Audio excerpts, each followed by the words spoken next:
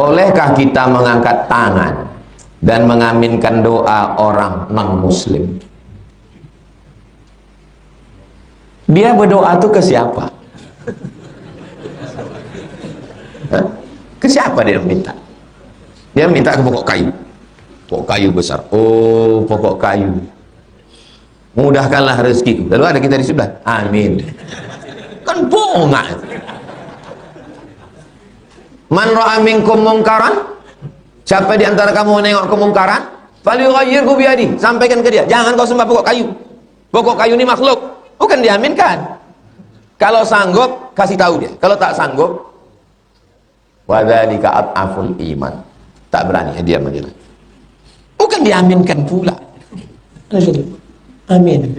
La ilaha illallah. Nyantukkan kepala ke pokok kayu. Bagaimana sikap kita kalau yang memimpin doanya mereka? Tak boleh doa bersama beda agama. Mungkar, batil. Apa acaranya, Pak? Siapa yang memimpin? Makanya sebelum datang itu tanya dulu baik-baik. Apa acara kita nanti? Ini doa lintas agama, jangan datang. Ini doa lintas agama, Pak. Rame-rame berkumpul. Iya, siapa yang baca doa? Yang baca doa insyaallah Ustaz Somad. Ada datang. Saya yang berdoa. Nanti yang berdoa ini Ustaz Somad, tapi dia yang 5 menit pertama. Habis itu lanjut. Ada datang pas saya, habis itu pulang lagi. Pada usia rentang 25-30 tahun, katanya usia penentu produktivitas dan rencana hidup ke depan. Sejalan itu juga orang tua semakin senja. Pada fase ini sebaiknya kita tetap di jalan kita atau habiskan waktu dengan orang tua. Yang mengatakan umur 25-30 itu siapa? Yang mematok 25 sampai 30 itu siapa?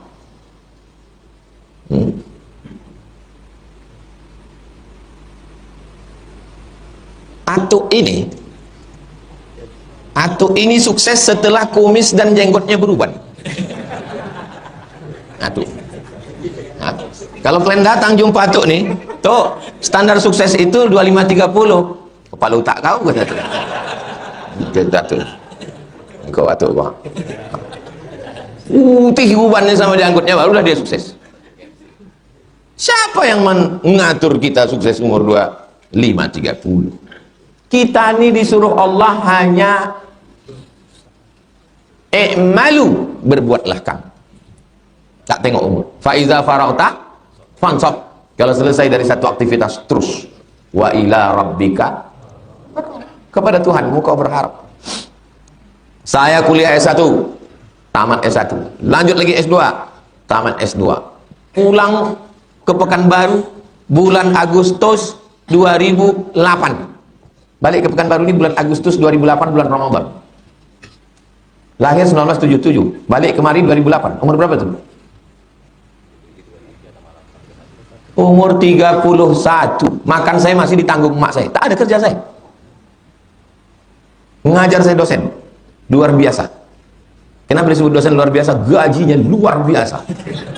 Sekali masuk 25.000. Kali 16 tatap muka, bukan? 25.000 kali 16, keluarnya 6 bulan sekali. Itu maka lambat saya pilih. 400.000 6 bulan baru keluar. Duit emak itu juga lah aku makan. Umur 31. Lalu datang kalian mengatakan standar itu 30. Aku balik 31. Katanya usia penentu produktivitas, rencana hidup ke depannya. Aku sudah kurencanakan hidupku dengan baik. Berangkat aku ke Mesir. Belajar aku serius. Habis dari Mesir berangkat aku lagi ke Maroko. Serius lagi. Bukan aku main-main. Di Mesir 3 tahun 10 bulan. Selesai S1. Di Maroko 300 halaman tesis, setahun 11 bulan putus, tapi takdir belum berpihak ke saya. Lalu pulang saya umur 31, masih minta makan sama emak. Lalu datang kalian mengatakan, Ustaz, produktivitas itu 30. Aku bukan main-main, memang takdirku belum berkata begitu, belum dibukakan Allah Ta'ala. Jangan batasi. Untuk motivasi kalimat ini baik, tapi untuk menjudge, menghukum orang, tak sama semua kehidupan orang. Ada orang baru dibukakan rezeki itu umur 30, 40, 50. Saya setelah umur sekian-sekian baru dibukakan Allah. Baru saya berpikir, Baru saya lurus berpikir. Bayangkan kalau saya kaya raya pakai mobil sport umur 30 itu. Apa tak bersusun pos 01, 02, 03, 04. Allah punya rencana. Tapi kita jangan gara-gara ini pula kalian santai-santai. Jadi kalau ada orang mengatakan 30 sudah sukses, itu kalimat motivasi. Jangan dipakai untuk menjudge orang, menjatuhkan orang, menghilangkan semangat. Semangat terus, antum belajar terus. Pada fase ini sebaiknya kita tetap di jalan kita atau habiskan waktu dengan orang tua. Pokoknya asal sudah bisa hidup mandiri, jangan gantungkan hidup dengan orang tua. Berusahalah. Kenapa orang paling banyak sukses? Sudah kalian tengok hasil survei terakhir? Tulis di situ, suku terbanyak sarjana. Suku terbanyak sarjana. Enter. Habis enter, tengok 10 suku terbanyak pencetak sarjana di Indonesia. 1. Batak. 2. Minangkabau. Kenapa Minangkabau paling banyak sarjana? Sebab dia begitu dia akil balik, tak ada kamar di rumahnya. Dia tidur di surau. Makanya orang Minangkabau 2. Pandai bersilat dan pandai mengaji. Karena dia tinggal di surau. Habis itu dia langkahkan kaki bismillahirrahmanirrahim, la haula wala quwata illa billah. Oh, tak kemana-mana sampai ke Chicago. Rupanya Caniago yang membaik kota itu. Habis itu Bali, habis itu Bugis, habis itu Betawi, habis itu Melayu, habis itu Banjar, Jawa, Sunda, Madura. 6,15%. Semakin sulit hidup, semakin kuat tekanan, semakin tinggi lompatan. Macam teori PER. PER itu semakin ditekan, tekan, puh. 2 gendangnya. Kalau tak langsung mati ke bawah, melejit ke atas. Saya berangkat ke Mesir 98. Dari 98 itu udah tak pernah minta duit lagi.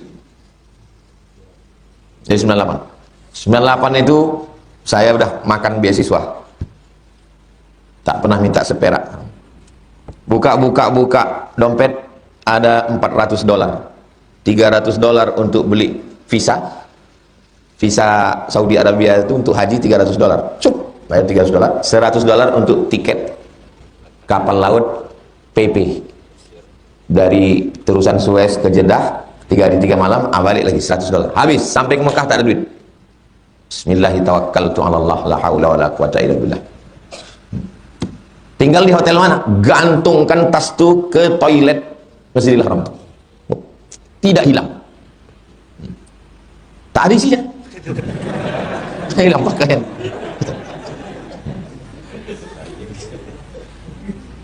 Setiap saya pergi umroh bulan Februari, bulan Oktober, tegaklah saya di tempat saya menggantungkan tas itu dulu di dinding toilet tuh. Saya pandanglah hotel yang tinggi. Mana terpikir awak dulu akan tidur di situ? Bukan karena orang tua saya susah miskin, dah. Ada sebatang 2 batang sawitnya ada. Kalau saya minta kirim, tak duit ada. Sampai ditanya emak saya, aku tak pernah mengirim kau duit. Nanti kalau ditanya Allah Ta'ala aku di akhirat, tak pernah ngasih makan kau. Macam mana? Aku ingin mengirim kau sekali pun jadilah. Kebetulan ada orang kampung mau haji. Kirim ke dia 100.000. Dikirim mak inilah 100.000 selembar. Supaya nanti di akhirat ditanya Allah, pernah kau ngirim anak kau? Pernah sekali.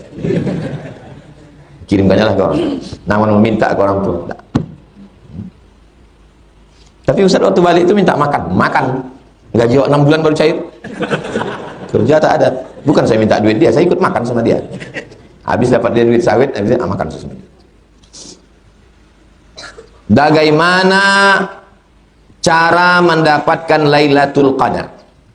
Siapa yang sholat isya berjamaah, sholat subuh berjamaah, antara isya dan subuh ini diisinya dengan qiyam, tarawih, witir, istirahat, tadarus, istirahat sejenak, bangun dia malam, sholat sunat, zikir, baca Quran, subuh berjamaah, maka dia dapat Lailatul Qadar.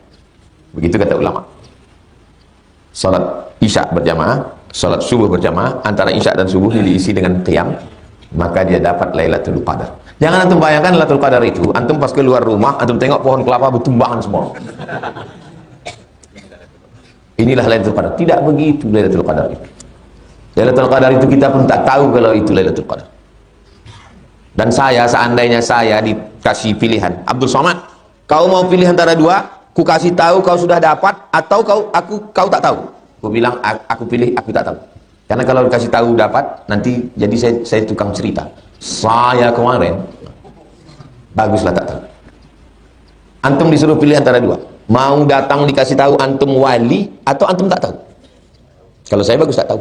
Karena kalau tahu, datang malaikat ngasih tahu, kau wali. Oh, sikit-sikit aja. Kalau ada jamaah lambat sikit nyalami tak cinta, tak tahu kau wali. Kita mendekat dengan Allah ini dengan dua. Yang pertama, khauf. Yang kedua, roja. Khauf, takut. Takut tak dapat Lailatul Qadar. Takut tak dapat doa makbul. Takut tak dapat taubat nasuha. Takut tak dapat haji mabrur. Yang kedua, roja. Senantiasa berharap. Kalau udah dapat, mana ada harap lagi? Biarlah kita tak tahu. Daripada tahu, sesudah itu kita tak berharap lagi. Bagaimana tanda-tanda malam Lailatul Qadar itu Pak Ustadz? Tandanya umum semua. Malam itu tenang. 30 malam ini tenang aja rasanya. Malam itu sejuk. Sejuk tiap malam musim hujan. Malam itu matahari redup. Redup. Apalagi pas musim Ramadan asap. Redup terus setiap pagi. Tapi tanda-tanda yang pasti adalah ada perubahan. Tengok diri kita. Dulu pelit, sekarang baik. Dulu kasar, sekarang lembut. Dulu malas sembahyang, sekarang. Dulu malas. Kalau ada perubahan itu dalam diri, kemungkinan ada dapat. Tapi merasa dapat, jangan. Nanti kita jadi orang ujub, jadi orang sum'ah. Biarlah merasa tak dapat. Orang yang beramal karena merasa banyak dosa, satu. Orang beramal karena sudah merasa penghuni surga. Mana yang lebih baik? Orang beramal karena banyak dosa lebih dipandang Allah daripada orang yang beramal karena penghuni surga. Tapi jangan gara-gara ini lalu kalian minum khamar, pacaran, bawa cewek. Pas ditanya, kok kenapa pacaran terus? Orang yang merasa diri berdosa itu lebih dipandang Allah daripada mereka yang berzikir di masjid. Ayo kita jalan yang celaka.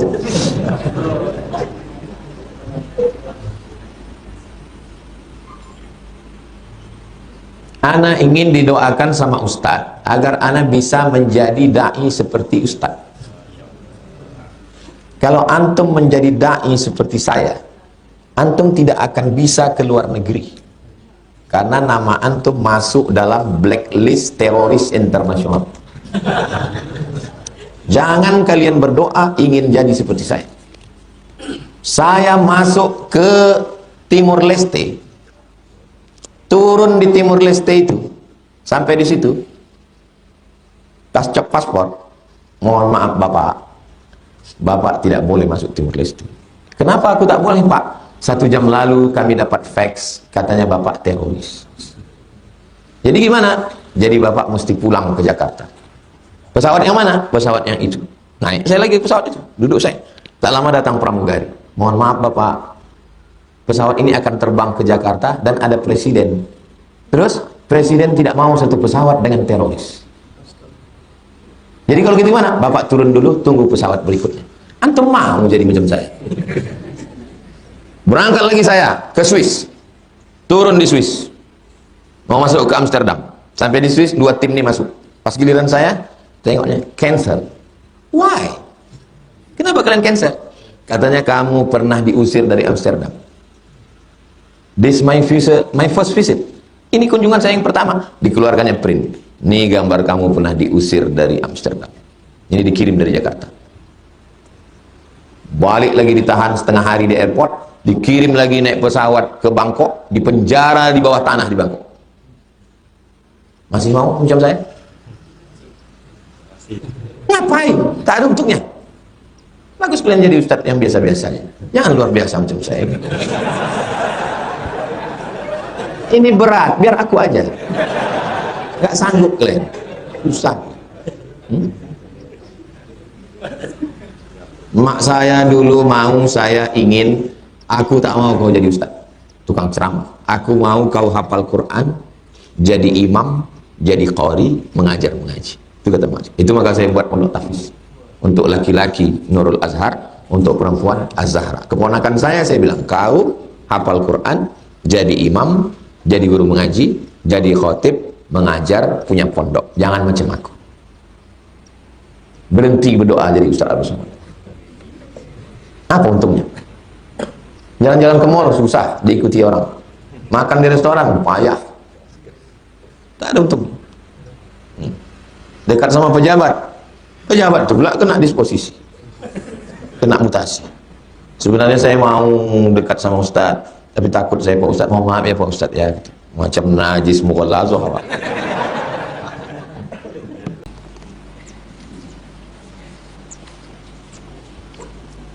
Kalau ada satu orang masuk dalam dua asnaf, sebagai amil dan juga sebagai miskin, apakah dia dapat dua bagian zakat atau tetap satu saja?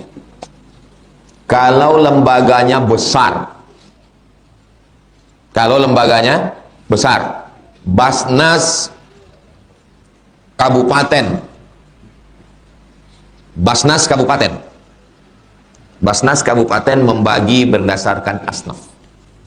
Innamas shadaqatu lil fuqara wal masakin wal 'amilina 'alaiha wal mu'allafati qulubuhum wa fir riqab wal gharimin wa fi sabilillah wa ibnis sabil. Basnas membagi berdasarkan asnaf. 8 asnaf. Kalau lembaganya kecil, masjid kita, musola kita, musola Nurul Ilmi, dapat beras 100 kilo. Dapat beras 100 kilo. Dapat beras 100 kilo, dihitung berapa asnaf yang ada. Innamas shadaqatu lil fuqara, fakir. Tak ada income sama sekali. Laki mati, anak tak ada sebatang kara, tak ada kerja. Fakir. 2. Ada gajinya 500.000 sebulan. Kebutuhan standar 2 juta. Miskin.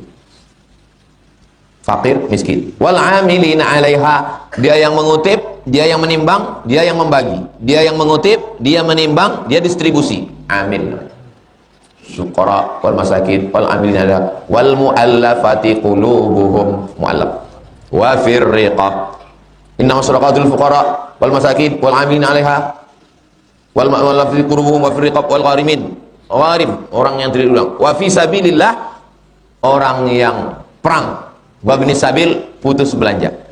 Ternyata setelah dihitung, yang ada di masjid itu cuman fakir, miskin, amil. Mu'alaf tak ada, utang tak ada, fisabilillah tak ada, ibnu sabil tak ada, riqab tak ada. Hanya 3. Terkumpul beras 100 kilo. Asnaf yang ada 3. Apakah dibagi per asnaf atau per kepala? Pakai metode pertama, dibagi per asnaf. Fakir 10 orang, miskin 20 orang, amil 2 orang. Beras dibagi 3, karena bagi 3 asnaf. 33 kilo, 33 kilo, 33 kilo. 2 orang ini dapat 33 kilo. Yang ini 20 orang dapat 33 kilo. Tak bisa dibagi per asnaf. Jelas? Lembaga yang kecil tidak bisa membagi per asnaf. Lalu dibagi macam mana? Per kepala. Fakir 10, miskin 20, amil 2 orang. Bagi per kepala 32. Berarti berapa orang? Berapa? 100 kilo bagi 32. 3 kilo. Tak juga bisa. Kenapa? Tukang kutip, tukang timbang, tukang masuk kresek, tukang bagi 3 kilo. Maka untuk lembaga yang kecil tidak bisa pakai asnaf, tidak bisa pakai kepala. Lalu pakai apa? Wa amruhum syura bainahum, musyawarah. Duduk bersama alim ulama, cerdik pandai, tokoh masyarakat, nenek mama, libatkan Satpol PP, Babin Kamtipmas, Babinsa. Cocoknya, sesuainya untuk amil ini berapa? Amil ini kalau kita tengok, udah seminggu nih dia itu aja kerja dia, sampai belum beli baju hari raya lagi. Saking kan sibuknya ngurus. Jadi cocoknya berapa? Ini cuma 100 kilo ada ini. 10 kilo cocok lah. Oke, 10 kilo, tinggal 80. Apabila dibagi ke fakir, ke miskin. tak bisa pakai asnaf, tak bisa pakai kepala. Yang terjadi di masyarakat dibagi pakai kepala. Bapak ini memang kepalanya satu, anaknya 10. Sama-sama fakir. Yang ini satu, dia sama bininya. Bagi satu orang 5 kilo, 10 kilo. Yang ini anaknya 7, 80 kilo. Berkelahi. Kau kenapa 80? Anakku banyak. Kau salah, kau kenapa tak beranak banyak? Dibagi per asnaf.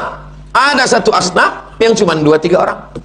Maka dalam hal yang kecil tidak bisa pakai asnaf, tidak bisa pakai per kepala, tapi diputuskan berdasarkan syura wa amruhum syura bainahum. Itulah yang terjadi di masjid surau langgar musola yang kecil-kecil. Ini nanti pasti banyak terjadi konflik di ujung-ujung Ramadan. Itu solusinya. Sebelum lanjut, jangan lupa dukung terus channel Hijrah Reaction. Terima kasih. Apa yang di bawah ini bisa termasuk fisabilillah? Santri pondok pesantren, guru mengaji, ustadz dai, pembangunan masjid.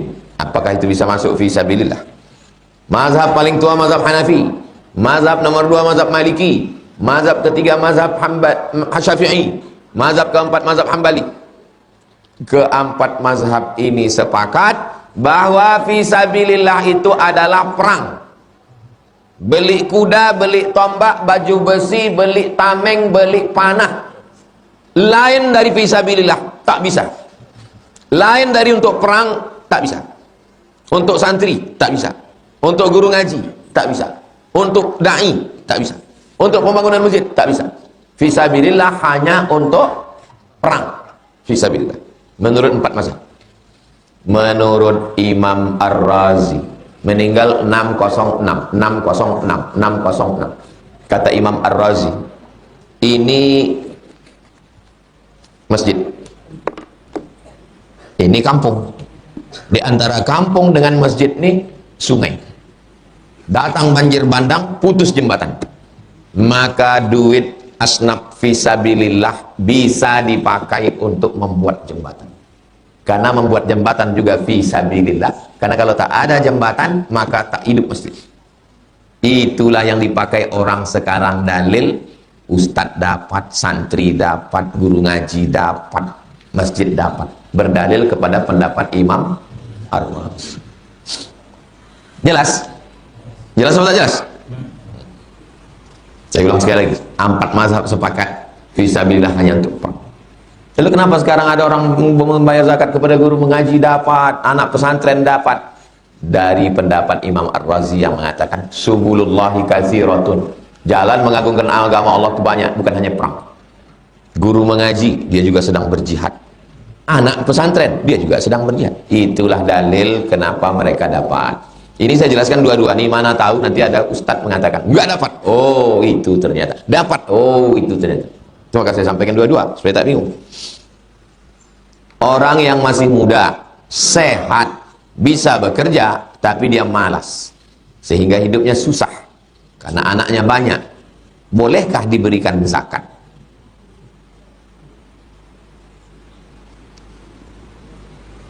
Fakir tak ada income sama sekali. Miskin ada income tapi tak cukup. Kira-kira bapak ini masuk ke mana? Miskin. Tidak dicari sebab kenapa dia miskin. Pokoknya tak cukup kebutuhan standar umum. Berapa standar umum di Kabupaten Kampar, di Kota Pekanbaru, di Kabupaten Siak, di Provinsi Riau? Berapa standar umum? Standar umum 1 bulan 2,5 juta. Dia berapa dapatnya? Dia dapatnya 1 juta, masuk miskin. Tidak dicari sebabnya kenapa dia tak dapat begitu. Kasih dulu, habis itu baru dia dinasihati. Ini kau dapat tahun ini ya, tahun depan kami evaluasi. Kau kan masih muda, kau kan masih sehat. Begitu caranya, bukan dihamuk dulu. Dikasih dulu. Tahun depan baru. Masalahnya kita ini belum, ini udah dihamuk dulu.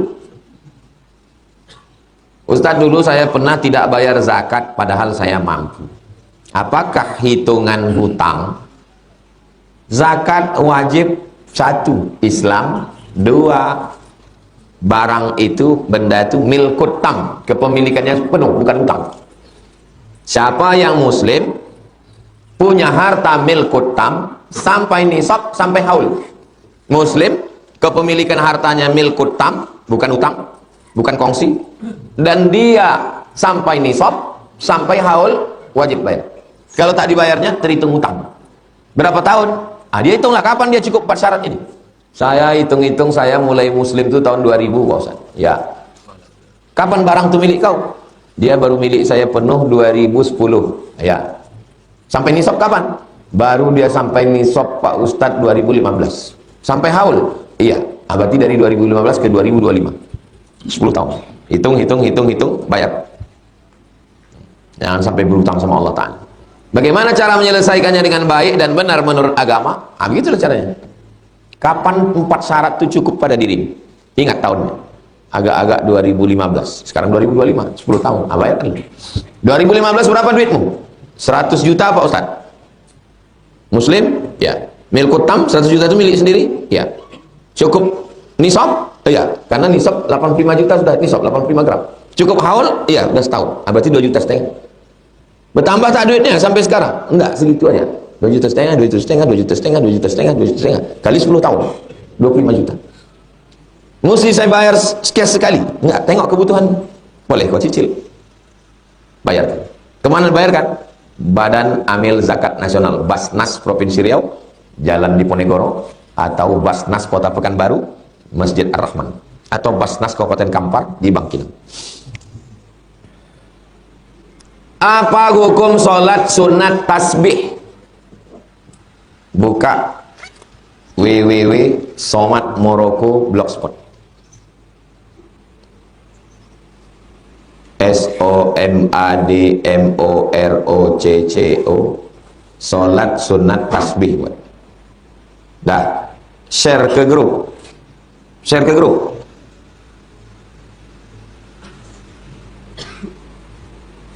Share ke grup. Nanti share ke kawan-kawan yang lain. Oke, kita baca sama-sama. Salat sunat tasbih itu bid'ah. Salat sunat tasbih itu ini bab. Salat sunat tasbih. Coba tengok di ujung. Albani mengatakan hadisnya sahih li ghairi. Albani mengatakan hadis tentang salat sunat tasbih sahih li ghairi. Kenapa Ustaz pakai Albani? Ustaz kan alumni Al-Azhar. Di Al-Azhar kan tak pakai Albani.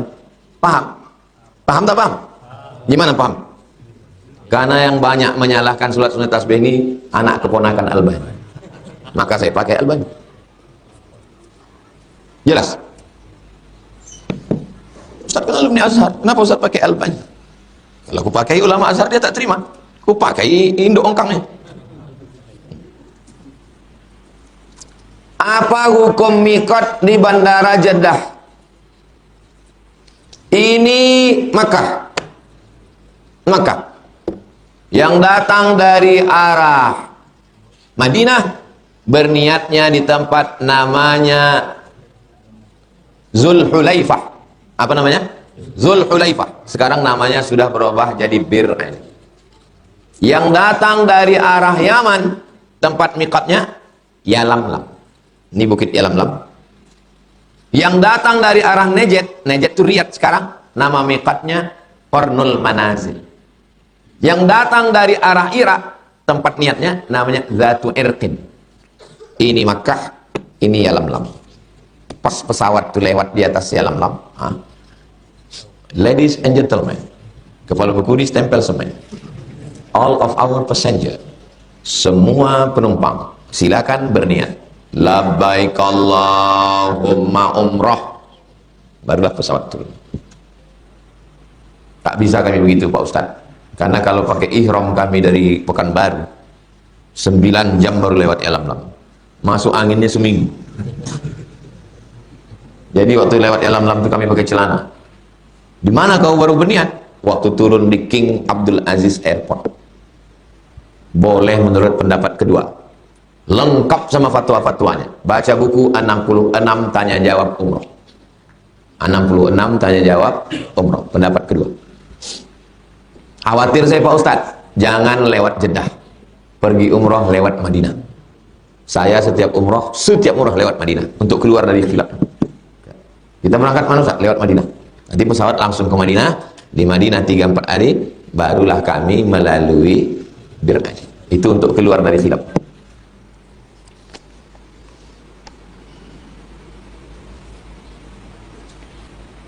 Setiap negara ada juga berbeda-beda penetapan 1 Ramadan, sehingga berbeda pula malam genap ganjil Lailatul Qadar. Ada juga waktu di Indonesia itu udah malam, tapi ada negara lain masih siang. Pertanyaan, apakah malam Lailatul Qadar itu turun pada waktu yang sama di seluruh dunia? Kita hari ini sudah tak Lailatul Qadar lagi. Andai Lailatul Qadar tadi malam, kita ini sekarang sudah tak Lailatul Qadar. Salamun hiya hatta matla'il fajr. Ini kan udah siang Pak Ustaz. Iya, mana ada Lailatul Qadar siang? Makkah sekarang jam berapa? 4:30, 4:30, 5, 5:30, 6, 7. Berarti sekarang Makkah 4:30. 5:30, 6, 3 sekarang. 4:30, 5, 5:30, 6, 7. Sekarang Makkah ini 4:30. Andai tadi malam Lailatul Qadar, Makkah masih Lailatul Qadar sekarang. Makkah masih Lailatul Qadar. Sekarang kita tidak. Kenapa? Salamun hiya hatta matla'il fajr. Makkah masih Lailatul Qadar. Kita sudah tidak Lailatul Qadar. Waktu kita dengan Jepang 2 jam. Jadi waktu Jepang udah habis, kita masih Lailatul Qadar. Masih ada waktu 2 jam Lailatul Qadar. Ada terjawab tentang antara malam dan siang. Sekarang perbedaan satu di sini tanggal 1, di sini malam 1, 1 di sini malam 2.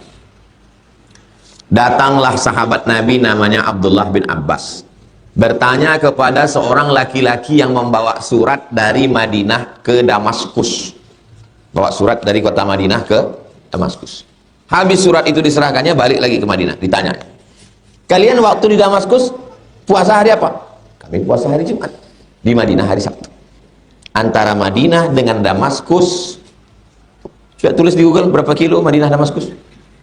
1000 sampai 1000 sekian kilometer. Antara Madinah dengan Damaskus terjadi perbedaan terbit bulan pada zaman sahabat Nabi. Nah, Madinah Damaskus 1200 km. Damaskus puasa, Madinah belum. Sudah terjadi pada masa Abdullah bin Abbas. Jadi tentang perbedaan penampakan anak bulan itu bukan baru-baru saja. Zaman sahabat Nabi pun sudah terjadi. Tentang riwayat dari Quraib namanya yang membawa surat itu, Abdullah bin Abbas. Jadi kalau begitu Pak Ustadz macam mana? Ganjil di Damaskus, genap di sini. Genap di Damaskus, ganjil di sini. Malam Lailatul Qadarnya itu ganjil. Sama juga macam yang tadi. Lailatul Qadar di Makkah, di sini sudah siang. Sini tak Lailatul Qadar lagi. Lailatul Qadar di Damaskus, tidak Lailatul Qadar di Madinah. Sulitkah bagi Allah itu membuat Lailatul Qadar Damaskus, tak Lailatul Qadar di Madinah? Mana pula sulit? Bukan kita ketua panitia. Apalah payahnya itu bagi Allah Ta'ala. Makkah Lailatul Qadar, kita sudah siang. Oke, no problem. Andai perbedaan ganjil sama genap, Makkah Lailatul Qadar, kita tak Lailatul Qadar. Yang tidak pernah terjadi sama sekali di zaman Nabi dan di zaman sahabat adalah satu kota, yang satu malam pertama, yang satu malam kedua. Nah, itu yang tak benar-benar terjadi. Kalau masalah 2 kota beda, tak masalah. Itu sama dengan satu kasur 2 mimpi. Satu kota, yang satu mengatakan ini malam ke-1, yang satu mengatakan ini malam ke-2. Sulitkah bagi Allah untuk mengatakan mana Lailatul Qadar? Yang betul di antara mereka berdua itu pasti satu. Karena yang berdua ini sedang berijtihad. Ijtihad beliau mengatakan malam ini malam ke-1. Ijtihad beliau mengatakan malam ini malam yang ke-2. Antara mereka berdua ini ada yang benar salah satu. Kapan baru ketahuan? Nanti di akhirat. Salah satu di antara mereka berdua ini ada yang benar. Maka ketika Allah menurunkan di satu malam kota itu adalah malam ganjil. Lalu kemudian mereka berdua Yang satu meyakini malam ini malam genap, yang satu meyakini malam ini malam ganjil. Dan malam itu ternyata malam Lailatul Qadar. Kedua-duanya sholat isya berjamaah, sholat tarawih, sholat witir, sholat tahajud, sholat sunat, berzikir sampai pagi sama-sama iktikaf. Dapatkah mereka dua-dua Lailatul Qadar? Dapat. Rupanya ditanya malaikat, menurut kau malam ini ganjil apa genap? Menurut aku genap. Kau tak dapat karena malam ini ganjil. Kau pikir malaikat tuh anggota KPU? Jelas apa tak jelas?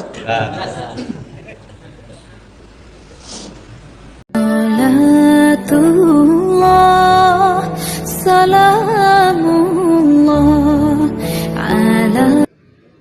Assalamualaikum warahmatullahi wabarakatuh.